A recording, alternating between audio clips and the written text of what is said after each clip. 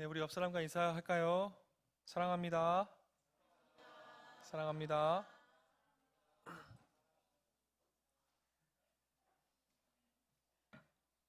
광희야, 사랑한다. 네, 믿고 죽기로 나아오는 자라는 제목으로 말씀 전하도록 하겠습니다. 우리 사도행전 말씀 계속 읽어나가고 또 함께 묵상하고 또 함께 나누고 있는데요. 지금까지 오늘이 이제 사도행전 5장이 초대교회 예루살렘 교회의 마지막 에피소드입니다. 그래서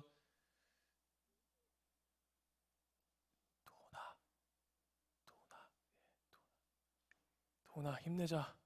예, 네, 고마워. 5장까지가 무슨 에피소드라고요? 예루살렘 초대교회 예루살렘의 교회의 이야기인데요. 지금까지의 내용들을 한번 함께 봤으면 좋겠어요. 자, 어떤 일이 있었습니까? 사도행전 1장부터 예수님께서 승천하시기 전에 제자들에게 명령을 하셨습니다. 어떤 명령이죠?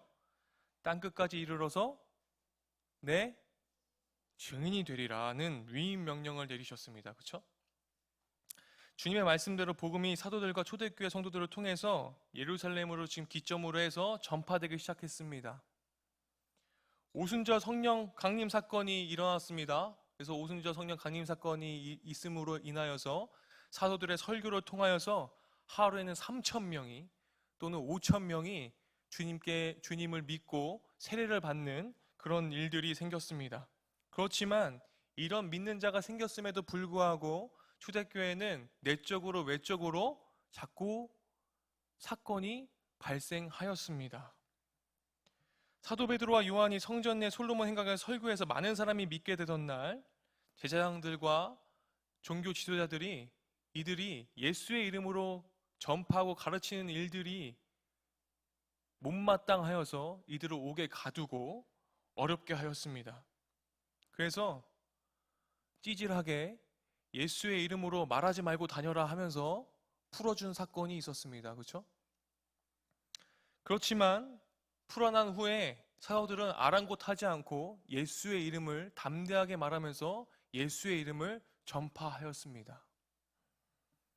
그렇게 되자 교회는 위축되지 않고 더 부흥하였고 예루살렘 교회는 더욱더 성령의 충만함을 받아서 하나님의 말씀을 전하게 되었습니다. 그럼에도 불구하고 초대교회는 내외적 갈등이, 시련이 계속 생겼습니다. 교회가 주님 안에서, 믿음 안에서 한마음 한뜻이 되어서 물건을 통용하고 가난한 사람이 한 명도 없게끔 되어지는 그런 교회의 모습을 우리가 보았지만, 이러한 가운데 나중에 사도 바울의 동역자가 되었던 바나바가 자신의 밭을 팔아서까지 돈을 교회에 바쳤는데, 헌물과 헌금은 사도들의 강요가 아닌 자발적으로 이루어진 사건들이 이루어졌는데, 교회에 모인 무리 중 어떤 사람은 자신의 이름을 내세우기 위해서 재산을 바치려고 하였습니다. 그것이 저번 주에 우리가 함께 봤던 아나니아와 삽비라 사건이었습니다. 이건 한 개인의 사건이 아니라 교회적 사건임을 분명히 말씀드렸습니다. 이들은 소유를 팔아 그 전부를 교회에 바치겠다고 하였으나 그 값의 일부를 사도들에게 가져갔고, 어느 누구도 그 부부에게 재산을 바치라고 강요한 적이 없었지만 그 부부는 결국 성령 하나님을 속이고 거짓말하였고 그 속인 것 때문에 하나님께 심판을 받았습니다. 이 사건을 통해 우리는 교회의 본질을 훼손하는 어떤 악행에 대해서 하나님께서 분명하게 심판하시고 교회는 거짓이 없는 거룩하고 순수성을 회복해야 하고 그것을 유지해야 함을 주님께서 말씀을 통해 우리에게 가르치고 계십니다. 여기까지 지난 줄거리를 다 말씀드렸습니다. 오늘 본문은 이러한 일련의 교회의 내외적 실현 가운데 사도들의 변함없는 주님의 증인된 삶을 살아가기를 바라십니다. 사도행전 1장에 주님께서 지상명령을 내리셨다고 분명히 말씀드렸어요. 어떤 명령이었다고요? 증인이 되리라. 오늘 12절 말씀 보니까요, 사도들의 손을 통하여 민간의 표적과 기사가 많이 일어났습니다. 믿는 사람이 다 마음을 같이하여 솔로몬 행각에 모였습니다. 13절을 보니까요, 그 나머지는 감히 그들과 상종하는 사람이 없으나 백성이 칭송하였고, 14절에 보니까요, 믿고 죽게 나온 자가 더 많으니 큰 무리였습니다. 다시 14절 말씀 다 같이 읽어볼까요? 믿고 죽게로 나온 자가 더 많으니 남녀의 큰 무리더라.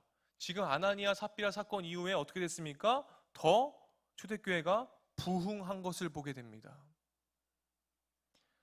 사도들이요, 성령의 임재를 통해서 능력을 받았습니다. 하나님의 손이 사도들의 손에 임했어요. 하나님의 임재로 말미암아 사도들의 손을 통해 사람들에게 표적과 기사를 일으켰고, 우리 역시 하나님이 우리의 힘이 되시기 때문에 하나님의 손을 붙잡으면 우리도 하나님의 손이 될 수 있습니까? 없습니까? 될 수 있습니다. 우리가 하나님의 손이 된다고 해서 사도들처럼 오늘날에도 표적과 기사를 막 행할 수 있는 것은 그렇지만 아닙니다. 그 결정은 누가 하십니까? 하나님이 하시죠. 하나님의 손이 된 사람은 그 결과를 하나님께 전적으로 맡겨야 하는데, 자기 생각을 배제하고 하나님의 역사가 이루어지길 바라는 마음을 가져야 합니다. 사도들이 성전의 솔로몬 행각에서 설교를 할 때 믿는 사람들이 모였는데, 하나님께서 사도들을 도구로 삼아서 복음을 전하실 때 많은 사람이 주님께로 돌아온 역사가 많아서 점점 부흥하고 있는 지금 이때 믿는 사람들이 많았지만, 우리가 방금 전에 읽었듯이 13절 말씀을 다시 한번 볼까요? 13절 말씀이 어떻게 표현이 되고 있어요? 다 같이 읽어보겠습니다. 그 나머지는 감히 그들과 상종하는 사람이 없으나 백성이 칭송하더라. 지금 이 아나니아 삽비라 사건이 일어난 후에 점점 믿는 사람들이 많아졌어요. 부흥하고 있어요. 그런데 여기서 이런 표현이 되어 있어요. 이때 믿는 사람들도 많아지고 있고 많았지만 이 성전 내에는 불신자들도 있음을 우리가 보게 돼요. 13절에 보면 이 나머지라고 표현되어 있는 사람들은 어떤 사람들이에요? 불신자들을 가리킵니다.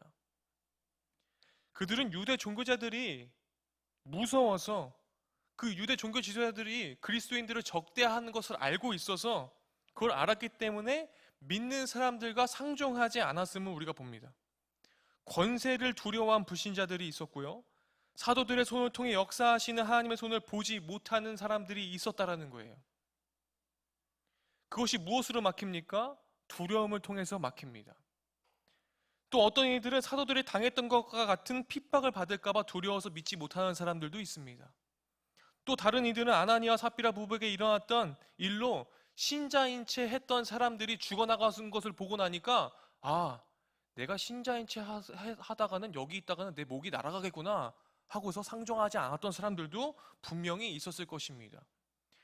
이 사도들의 손, 하나님의 임재를 통하여서 사도들의 손으로 말미암아 능력과 표적과 기사가 일어나는 것을 이 두려움으로 말미암아 보지 못한 부분이 있음을 우리가 알게 됩니다. 그런데 신기한 것은 14절 말씀이죠. 다시 한번 읽어볼까요? 다 같이 보겠습니다. 믿고 주께로 나온 자가 더 많으니 남녀의 큰 무리더라. 이렇게 일련의 사건으로 두려움이 많아서 하나님의 손을 보지 못하는, 사도들의 손을 통하여서 하나님이 역사하시는 그 하나님의 손을 보지 못하는 일도 있었지만, 그럼에도 불구하고 믿고 주께로 나오는 자가 더 많아졌습니다. 교회가 지금 여태까지 1장부터 증인이 되는 사건으로 쭉 가면서 초대교회에 내적으로 외적으로 많은 일들이 있었지만 주께로 나오는 자가 더 많이 있었음을 우리가 보게 돼요. 그럼 여러분, 믿고 주님 앞에 지금 여기 나오는 사람들은요, 적어도요, 어떤 사람들입니까? 주님을 제대로 믿는 사람들이에요. 지금 교회의 내적 외적인 요인들을 다 알았어요. 소문을 듣고 다 알았어요.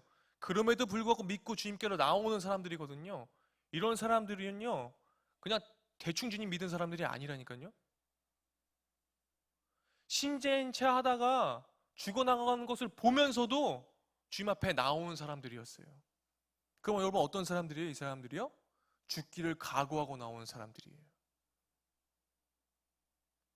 이때 믿고 나오는 자들은 도대체 교회에 어떤 매력 때문에 주님께 나왔을지를 우리가 생각해 보아야 합니다. 15절에 보니까요, 어떤 사람들이 나와요? 심지어 병든 사람을 메고 거리에 나가 침대와 요유에 누이고 베드로가 지날 때에 혹 그의 그림자라도 누구에게 덮일까 바라는 마음으로 나옵니다. 예루살렘 부근에 수많은 사람들이 모여요. 지금 예루살렘에 있는 사람들만 모인 게 아니라 그 주변에 있는 사람도 다 와서 더러운 귀신에게 괴로움 받는 사람을 데리고 다 나음을 얻는 그런 일들을 우리가 보게 돼요. 근데 이런 사람들이 마음이 어떠했겠어요? 예수님에 대해서 아는, 예수님의 소문을 아는 사람들이 있었을 것이라고 저는 생각합니다. 베드로가 지나갈 때 그 그림자라고 덮일까봐 하는 그 마음은 여러분 어떤 마음이었겠습니까? 예수님께서 공생의 시간 가운데에 마태복음 9장, 마가복음 5장, 누가복음 8장에 나오는 혈류병 걸린 여인이 주님의 옷자락만 만져도 내가 나음을 얻겠다는 그 믿음을 가지고 나온 거예요. 사도 베드로의 그림자로 덮이기를 바라는 마음, 그 마음으로 성전 내 솔로몬 행각에 지금 모여들었습니다. 엄청나게 많은 사람들이 모였겠죠? 주님을 3번이나 부인했던 사도 베드로가 주님으로부터 받은 사명을 재확인하고 성령님의 능력으로 하나님의 손이 되자 주님께서 행하셨던 능력을 행할 수 있었습니다. 사도 베드로의 능력이 아니라 누구의 능력으로 지금 하고 있습니까? 하나님의 능력으로. 하나님의 임재했더니, 하나님의 손이 사도들의 손에 임했더니 능력이 일어나더라는 것입니다. 사도 베드로가 주님의 온전한 도구가 되는 모습을 우리가 보고 있습니다. 예수님께서 주신 복음의 능력을 이어받아 죄인들을 구원하는 주님의 통로가 되었습니다. 어저께요, 목사님이 파더와이즈 이렇게 하면서, 목사님이 조장이거든요.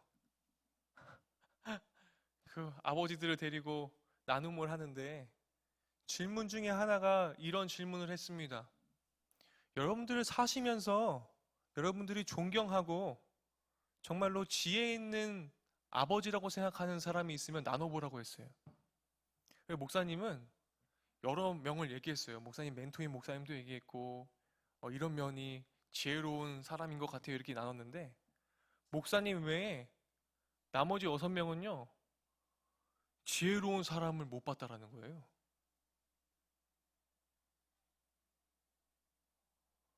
전 충격이었어요. 그래서 목사님이 얘기했어요, 그분들에게. 그럼요, 아버지 되신 여러분들이 그런 지혜로운 아버지가 되시길 바랍니다, 이렇게 얘기했습니다.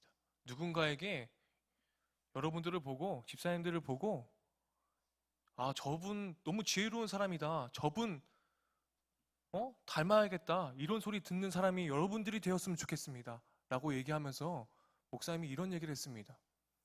한국 교회가 정말 심각하긴 심각하네요 라고 얘기했습니다. 한국 교회가 신앙생활 제대로 못하고 있는 게 맞군요 라고 얘기했어요. 왜요? 지금 여태까지 살면서 지혜로운 아버지 상을 지금 한 번도 못 봤다니, 여태까지 신앙생활을 하면서 길게는 누구는 50년, 누구는 40년, 누구는 30년을 했을 텐데 그동안 못 봤다라는 거예요.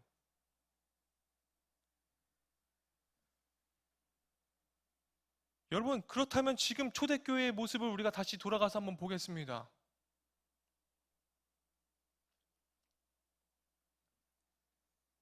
지금 이런 상황 가운데에서 여러분, 믿고 주께로 나아오는 자가 더 많다고 하는 지금 이 교회의 모습, 이 교회는 도대체 어떠한 매력이 있어서 믿고 주님께로 나아오는 사람들이 지금 많아지고 있을까요? 교회의 다양한 활동 때문에 지금 믿고 주께로 나오는 사람들이 많을까요? 훌륭한 설교 때문에 지금 주께로 나오는 사람들이 많을까요? 예배당의 규모, 아름다운 장식, 성도들 간의 교제, 어떠한 재미, 이것 때문에 지금 주님께로 믿고 나오는 자들이 많을까요? 전 그렇지 않다라고 생각합니다.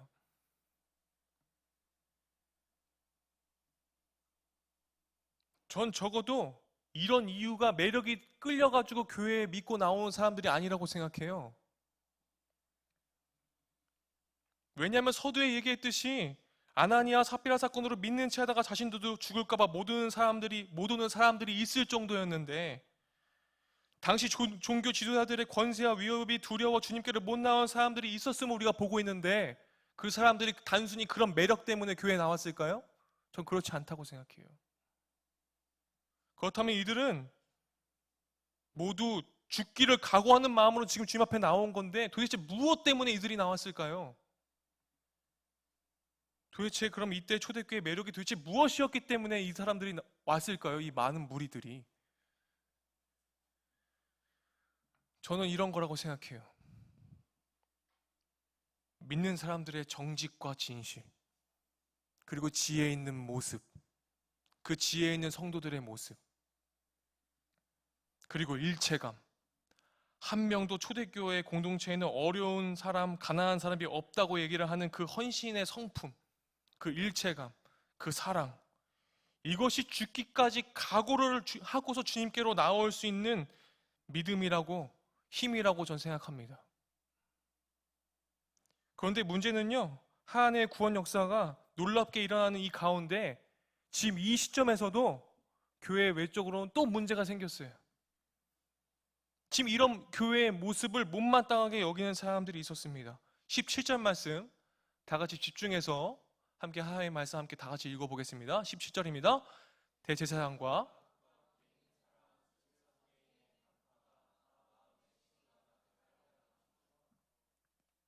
자, 시기가 가득하여 18절 말씀도 함께 볼게요. 시기가 가득하여 일어나서 지금 어떻게 됩니까? 사도들을 잡아다가 옥에 가두었더니. 17절 말씀 좀 띄워주세요. 고맙습니다. 여러분 뭐예요? 지금 대제사장과 그와 함께 있는 사람 사두개인의 당파가 다 마음에 시기하여서요, 시기가 가득하여서요, 지금 다시 어떻게 사도들을요? 옥에 가뒀어요. 전에 한번 가뒀다가 나왔잖아. 근데 또 가뒀어.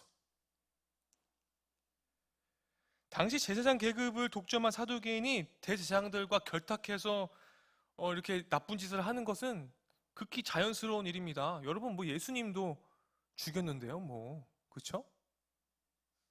또한 예수님을 십자가에 못 박게 한 세력들이 예수님의 이름으로 복음을 전하는 사도들을 핍박하는 것들 정도는요, 당연히 예상을 또 하고 있었을 거예요. 여기서 근데 우리가 중요하게 생각하는 것이 있어요. 이들이 움직이고 행동하는 원동력이 진리가 아니라요, 여러분 무엇입니까? 진리를 따르는 사람들에 대한 시기입니다. 시기심은 누구에게나 조금씩 있습니다. 나는 시기하지 않아요. 내가 아직 믿음이 연약해서 못 믿겠어요. 시기는 다 누구나 조금씩 있어요. 아무리 믿음이 좋은 사람이라 할지라도 누군가를 부러워하거나 시기할 수 있습니다. 헬라어 명사 젤로스에 해당하는 이 단어는요, 시기라는 의미도 있지만요, 열심이라는 의미도 있습니다. 그러니까 하나님의 열심이라는 뭐 노래 제목도 있잖아요. 그 열심이 젤로스예요. 그 열심이 또 시기입니다. 한마디로 열심과 시기는요, 여러분 한 끗 차이인 것처럼 보여요. 열심과 시기는 한 끗 차이예요. 누군가를 부러워하는 마음으로 나타나는 반응은요, 대개 두 가지로 나타나집니다. 하나는 그 부러워하는 마음 때문에 자신도 더 열심을 내는 경우가 있어요. 인스타를 보면서 쟤 연애하네? 부럽다. 나도 연애하고 싶다. 인스타를 보니 쟤는 또 하프를 갔네? 나도 저기 가보고 싶다. 쟤는 또 맛있는 거를 먹었네? 나도 저기 가서 맛있는 거 먹고 싶다. 쟤는 뭘 샀네? 여러 가지 아이템을 보며 나도 사고 싶다. 여러분 사도 바울이 고린도 교회에 쓴 두 번째 편지에 보면 이런 구절이 나옵니다. 고린도 후서 9장 1, 2절 말씀 우리가 함께 봤으면 좋겠어요. 자, 보겠습니다. 다 같이 읽어볼게요. 성도를 섬기는 일에 대하여는 내가 너에게 쓸 필요가 없나니 이는 내가 너희의 원함을 알미라. 내가 너희를 위하여 마게도냐인들에게 아가야에게서는 1년 전부터 준비했다는 것을 자랑하였는데 과연 너희의 열심이 많은 사람들을 분발하게 하였느니라. 자, 여기 좀 띄워놓을게요. 너희의 열심이 지금 어떻게 됐습니까? 많은 사람들을 어떻게 했어요? 분발하게 하였어요. 저 열심도 여러분 젤로스예요. 시기와 열심은 한 끗 차이입니다. 여러분, 마리아와 마르다의 사건 아시지요? 열심히 하는 마르다를 보면서 주님께서요 책망하셨습니다. 야, 너 그렇게 열심히 하지 마. 시기와 열심은 여러분 한 끗 차이예요. 사도 바로 성도를 섬기는 일에 있어서 고린도 교회 성도들에게 어떤 열심과 열정을 지니고 있는지 마게도냐 지역에 지금 뭐예요? 자랑하고 다녔다고 할 정도로 그 열심을 칭찬했어요. 여기서 성도를 섬기는 일이란 어떤 일이었습니까? 재정적으로 어려운 일을 두고 있는 이 일을 1년 전부터 준비한 이 열심이에요. 그래서 이 고린도 교회 성도들이 열심을 작업받아서 아가야에서는 무려 1년 전부터 이 연보를 보낼 준비를 했을 정도로 열심을 냈다고, 참 좋은 모델이라고 칭찬하고 있는 거예요. 연약한 교회를 돕고자 하는 고린도 교회 성도들의 열정이 다른 지역에 있는 성도들의 열심을 이끌어낸 까닭, 이 열심, 이 젤로스. 그런데 이 열심이 시기가 되는 경우가 어떤 경우입니까? 시기하고 불화하는 마음이 자극제가 되어서 불화하는 그것을 더 열심히 하도록 부추깁니다. 그런데 시기하고 불화하는 마음이 전혀 다른 모습으로 표출될 수 있는데 그것은 바로 폭력입니다. 본문의 제사장들의 무리들이 그랬습니다. 다시 본문으로 돌아와서 17절 말씀 다시 한번 이 맥락을 가지고 한번 다시 읽어볼까요? 17절입니다. 대제사장과 그와 함께 있는 사람, 즉 사도계의 당파가 다 마음에 시기가 가득하여 일어나서, 여러분 저번 주에는요 여러분 아나니아와 삽비라의 마음에 무엇이 가득하였습니까? 뭐가 가득했어요? 사탄이 가득했잖아요. 지금 똑같아요. 시기가 가득하여서 지금 일이 일어나요. 성령님께서 제자들에게 강림하신 이후 예루살렘 성령의 충만한 역사가 일어나서 베드로의 설교를 듣고서 어떤 날에는 3,000명, 어떤 날에는 5,000명이 회개하고 세례를 받는 사건들이 일어나고 있는 이 가운데에 자원하여서 자신의 재산을 팔아서 교회에 바치고 또 가난한 사람들이 하나도 없게 만드는 이 공동체를 지금 대제사장과 당시 종교 지도자들, 사두개인 당파들이 보면서 어떻게 했습니까? 마음에 시기가 가득했습니다. 저 교회의 공동체를 보면서, 사도들을 보면서 어떻게 됐어요? 배가 아파요. 이런 일들이 똑같이 일어납니다. 이런 일들이 일어나서 너무나 시기가 가득해서 감옥에 가뒀는데 천사가 사도들의 감옥을 풀어주니까 대제사장들이 너무 열이 받아가지고 또 어떻게 됩니까? 공회를 열어요. 예수님도 이와 같은 일이 일어났었지요. 마태복음 27장 18절 말씀입니다. 마태복음 27장 18절 말씀 다 같이 읽어볼까요? 이는 그가 그들의 시기로 예수를 넘겨줄 줄 압니다. 여러분, 예수님이 죽은 지금 원동력이 뭐예요? 시기입니다. 시기예요, 시기. 시기로 예수님을 죽인 거예요. 예수님을 죽이는 과정의 시작이 시기로 시작하여서 십자가형으로 죽음으로 내몰았습니다. 갑자기 자신들이 백성에게 받았던 그 인기와 권세가 예수님께 넘어가니까 시기하여 예수님 없애고자 했습니다. 지금도 똑같아요. 여러 사도들이 하나님의 성령의 임재를 받고 지금 많은 무리들이 모이는 것을 보고서 당시 종교 지도자들이 어떻습니까? 시기합니다. 왜요? 지금 당대 종교자들은 어떻습니까? 그 권세를 가지고서 많은 백성들에게, 많은 무리들에게 지금 권세를 누리고 인기를 받아야 되고 자신들에게 지금 몰려와야 되는데 지금 누구에게 몰려가요? 사도들에게 몰려가요. 이거를 보자니 배가 아픈 거예요. 시기하기 시작하는 거예요. 시기가 가득한 거예요.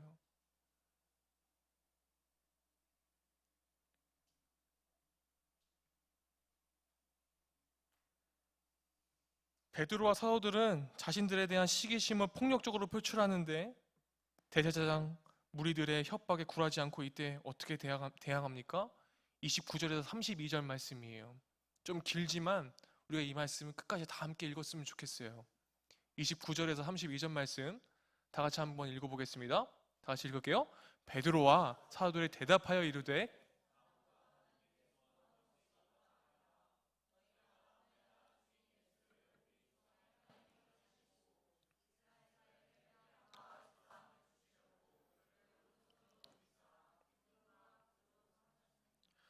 우리는 이 일의 증인이요 하나님이 자기에게 순종하는 사람들에게 주신 성령도 그러하니라. 지금 여러분, 제 아들이 이러한 담대함은 어디에서 비롯됐습니까? 바로 죽음을 수용하는 용기입니다. 죽기를 각오하고 지금 얘기하는 거예요. 제 아들의 뇌리에는 자신들의 눈앞에서 처참하게 채찍질 당하고 피투성이가 된 채 십자가에 끌려가는 예수님이 보였을 거예요. 내가 지금 이렇게 고백하면 나 또 십자가 형 받아가지고 십자가 메고 골고다가 언덕 올라가야 되는 거 아니야? 사도들이 이런 생각 안 했을까요? 전 충분히 했을 거라고 생각합니다. 왜요? 지금 현상이 똑같잖아요. 예수님도 시기로 지금 넘겨져서 십자가형 받았고, 사도들도 지금 당시 종교 지도자들이 시기해서 지금 이런 사건들이 지금 벌어지고 있지 않습니까? 그럼 예수님처럼 똑같이 죽지 않으리란 법이 어디 있어요? 그런데 지금 이 사도들이 죽기를 각오하고 예수의 이름을 말하더라는 것입니다. 그들에게 십자가는 죽음인 동시에 생명이었습니다. 목사님 따라하겠습니다. 십자가는 죽음인 동시에 생명이다. 오늘을 사는 우리에게도 마찬가지입니다. 우리에게도 십자가는 죽음인 동시에 생명입니다. 사도들은 예수님께서 내 증인이 되리라고 말씀하신 그 지상 명령을 위임받아서 잘 지켰습니다.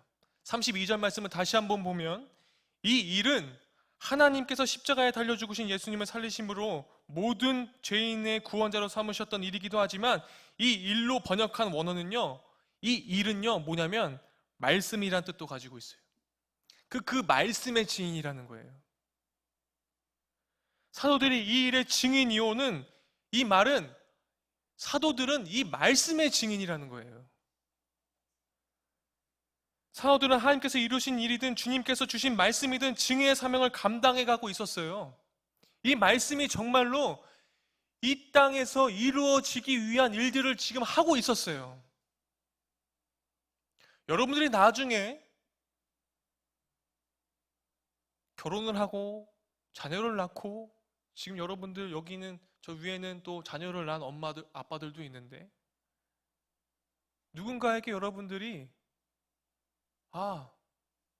저 크리스천이 지혜로운 아버지였어요, 지혜로운 어머니였어요, 이 얘기를 듣는 부모들이 되었으면 좋겠습니다. 주님께서 사도들에게 주신 내 증인이 되리라는 위임 명령은 시공을 초월해서 오늘날 우리에게도 성경 말씀으로 주신 위임 명령이기도 합니다. 여러분들이 이 말씀의 증인들이 되십시오. 우리는 성경 말씀을 통해 하나님께서 이루신 구원의 역사를 보고 믿는다면 그 일의 증인이 되어야 합니다. 하나님께서는 성자를 십자가에 죽게 하시어 죄인들을 회개시켜 영원한 생명을 주시고자 하셨습니다. 여러분, 우리가 신앙생활 하면서 말씀이 증인되는 삶을 다시 한번 얘기하고 싶다면 여러분 이런 것이라고 생각합니다. 여러분, 하나님 속이지 마십시오. 여러분, 성령 하나님 속이지 마십시오. 여러분, 교회 공동체를 속이지 마십시오. 그리고 나 자신을 속이는 신앙생활을 멈추십시오.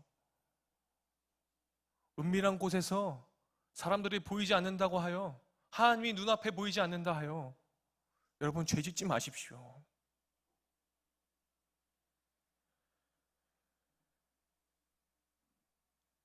우리가 이 일의 증인이 된다는 것은 말씀을 말하는 자들입니다. 말씀을 말하는 자는 무엇을 하는 자들입니까? 생명을 말하는 사람들입니다. 그러기 위해서 오늘날 살아가는 우리의 하루하루가 육신의 눈에는 보이지 않지만 성령으로 우리와 함께 계시며 신실하게 행하시는 하나님을 의지하여야 합니다. 여러분, 은밀한 중에 계신 주님을 바라보십시오. 그러기 위해선 우리는 믿음으로 주님께로 나오는 훈련과 습관이 우리들에게 존재하여야 합니다. 믿고 주께로 나오는 자가 되십시오. 사랑하는 여러분, 우리 믿고 주께로 나아가는 이 시대에 정말 예수님 제대로 믿는 예수님 사람 됩시다. 우리 옆 사람하고 이렇게 믿음의 결단을 함께 합시다. 예수님의 사람 됩시다. 예수님의 사람 됩시다. 우리 함께 기도할까요?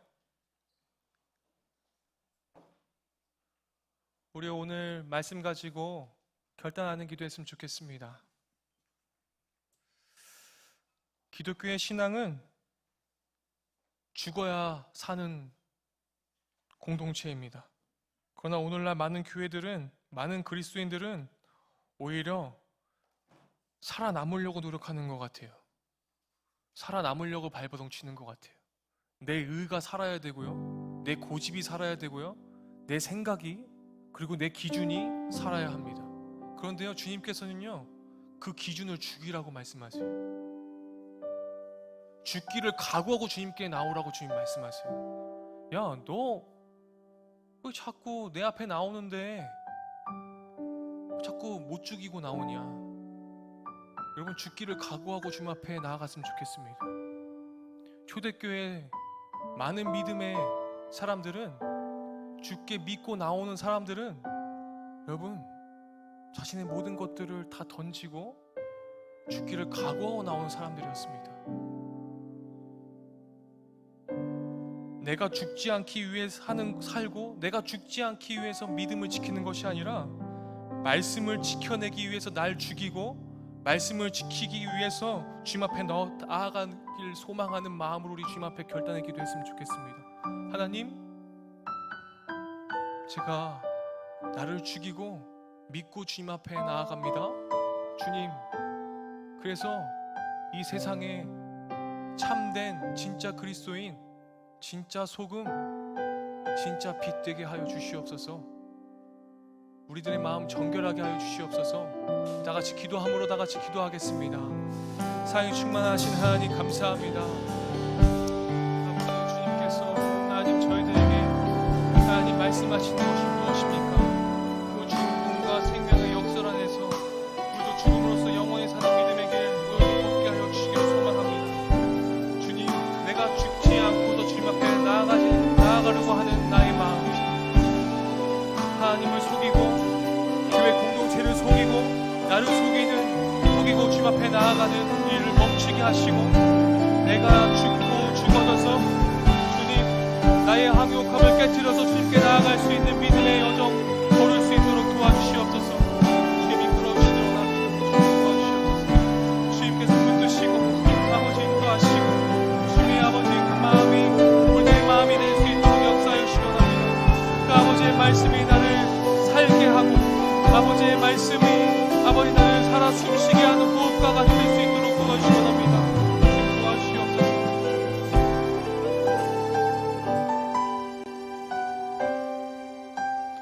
하나님, 주님은 내 호흡이 되십니다. 주님의 말씀이 내 호흡이 되었으면 좋겠습니다. 기독교 신앙은 죽어야 사는 종교입니다. 그러나 오늘날 많은 교회들과 많은 그리스도인들이 오히려 살아남는 것 자체만을 위해 발버둥 치며 살고 있지는 않는지요. 그러다 보니 캠퍼스에 하나님 믿는 이들이 3% 미만이 되었습니다. 회사에 가면 믿는다고 말하는 사람들이 오히려 손가락질 받고 기독교의 혐오 시대가 되었습니다. 우리 자신도 예외가 아닙니다. 주님, 제 아들의 마음속에 새겨진 십자가의 의미가 우리의 마음속에도 선명하게 새겨질 수 있도록 도와주십시오. 그래서 내가 죽지 않기 위해 사는 것이 아니라 말씀을 지켜내기 위해 내 자신을 산채새로 드리게 하여 주십시오. 날마다 죽어지게 하여 주십시오. 십자가 그 죽음과 생명의 역설 안에서 우리도 죽음으로써 영원히 사는 믿음의 길을 오늘도 걷게 하여 주십시오. 그 십자가의 길로 우리들의 하루하루의 삶을 채워나갈 수 있는 믿음과 용기를 저희들에게 허락하여 주십시오. 예수님의 이름으로 기도했습니다. 아멘.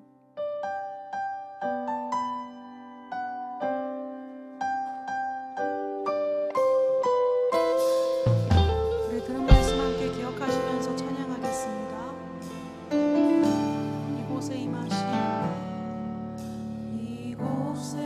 임하신 하나님 나라, 가난한 마음으로 바라보리라. 먼저 그 나라 그 뜻 구하며 나의 삶 드리리. 주님이 맡기신 하나님 나라, 믿음의 눈으로 바라보리라. 하늘의 뜻이 이 땅 가운데 완성될 그날까지 믿음가요 위에 서리라. 하나님의 나라는 무너지지 않으리. 믿음가요 그 나라 세워가리라. 주님 곧 오실 때까지.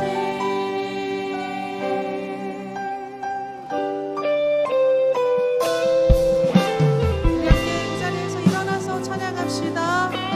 주님이 맡기신 하나님 나라, 주님이 맡기신 하나님 나라, 믿음의 눈으로 바라보리라. 하늘의 뜻이 이 땅 가운데 완성될 그날까지 믿음가요 위에 서리라. 하나님의 나라는 무너지지 않으리. 믿음가요 그 나라 세워가리라. 주님 곧 오실 때까지. 믿음가요 위에 서리라. 하나님의 나라는 무너지지 않으리라. 믿음가요 그 나라 세워가리라. 주님 곧 오실 때까지.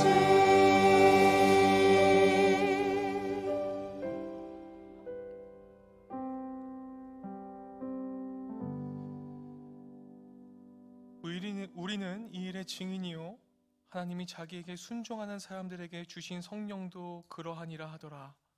믿고 주께로 나온 자가 더 많으니 남녀의 큰 무리더라. 지금은 우리를 죄에서 구원하신 예수 그리스도의 은혜와 하나님의 무한하신 사랑과 성령 하나님의 교통하심이, 샬롬 주님의 평강이 죽기를 각오하고 주님 앞에 믿고 나오기로 결단하는 믿음의 세대들의 머리 위에 지금도 죽기를 각오하고 아버지의 말씀을 들고 생명을 말하며 복음을 전파하는 모든 복음 전달자들의 머리 위에 삶의 터전에서 예수의 이름으로 살아가고자 주님 앞에 서는 믿음의 세대들의 머리 위에 지금부터 영원토록 함께 하시기를 간절히 축원하옵나이다. 아멘.